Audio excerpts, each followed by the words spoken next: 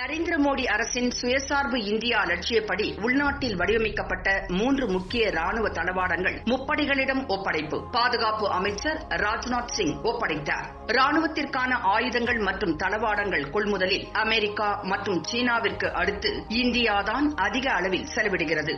நாட்டின் ராணுவ தேவைகளில் 60 முதல் 65% இறக்குமதி செய்யப்படுகின்றது. இதற்காக பல்வேறு நாடுகளுடன் ஒப்பந்தம் செய்யப்பட்டுள்ளது.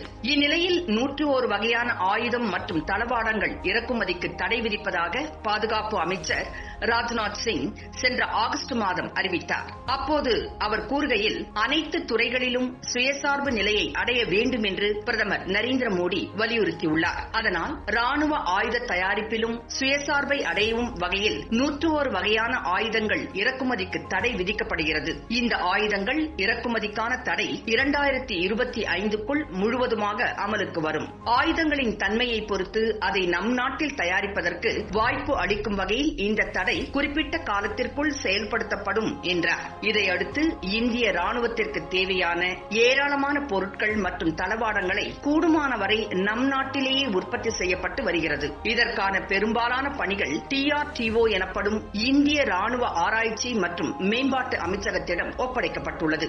இந்நிலையில் பாதுகாப்பு ஆராய்ச்சி மற்றும் மேம்பாட்டு நிறுவனத்தால் உள்நாட்டில் வடிவமைக்கப்பட்ட 3 தளவாடங்களை முப்படைகளிடம் ராணுவ மந்திரி ராஜ்நாத் சிங் ஒப்படைத்தார். டெல்லியில் உள்ள TRTO பவனில் இந்த நிகழ்ச்சி நடைபெற்றது. இந்திய கடல்சார் சூழ்நிலையை எச்சரிக்கும் சாதனத்தை கடற்படை தளபதி கரம்பீர் சிங்கிடம் ஒப்படைத்தார். அதேபோல் அஸ்ட்ரா MK-1 ஏவுகணையை விமானப்படை தளபதி RKS பதாரியாவிடம் ஒப்படைத்தார். எல்லை கண்காணிப்பு சாதனத்தை ராணுவ தளபதி MM நரவனேவிடம் ஒப்படைத்தார். மேலும் சிறப்பாக செயல்பட்ட TRTO விஞ்ஞானிகளுக்கு ராஜ்நாத் சிங் விருதுகள் வழங்கி கௌரவித்தார்.